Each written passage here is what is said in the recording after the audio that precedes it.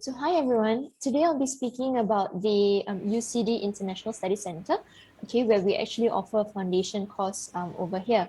So just typically a foundation course would actually build on the students' English proficiency skills, as well as to actually prep students to ensure that they have the relevant skills that they need to actually progress and achieve their goals in the university.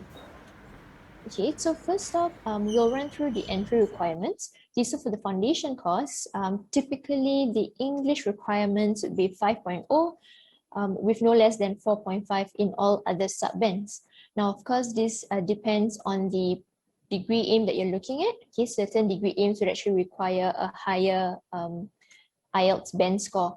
Okay, if we're looking at the national qualification for Korea, we're looking at the standard high school cert of graduation and roughly about an average of 65. Of course, this includes the prerequisite subjects depending on the pathway that you're looking at. So if it's business, then the prerequisite would include maths. Okay, and if it's engineering, typically it's maths and physics. Okay, just for me to run through the general application process. Now, first off, you'll submit all your documents, both academic, study gap explanations, and through to Prestige UHA. And then after that, that is when the assessment team will do an academic review, okay, in which if there is a requirement to refer the application to the head of center for further approval or further review, then that is done during the academic review stage. Okay, it is highly recommended that students actually provide a personal statement together with the application to help support it. Okay, so after that, that is when once the necessary approvals have been received, okay, that is when the student will be issued an offer letter. Okay, and depending on what the documents that we have, it could be a conditional or an unconditional offer letter. Okay, following that, should you decide to proceed, you can proceed with acceptance by paying a deposit and of course, to actually provide the details and documents to meet the outstanding conditions. Okay, so this is just a sample as to what an offer letter would look like. Okay, so this is basically the conditional offer letter. Now, typically what we would suggest students is to ensure that all details are correct. Okay, so your student name and your date of birth along with the course details. Okay, on top of that, right below, I think we do have the box for the outstanding conditions. Okay, now depending on the conditions, it could be an English requirement, okay, which is your IELTS, outstanding IELTS, or it could be an academic requirement condition as well, in which you are still pending for the final official transcript. Okay, and the entry requirement will be listed as well in the condition as an academic requirement. Okay, and of course, if there are any scholarship deadlines, then this will be included in this box as well. Okay, if we're talking about scholarships, then there are two offerings: the joint scholarship, which is merit-based, and the other is standard.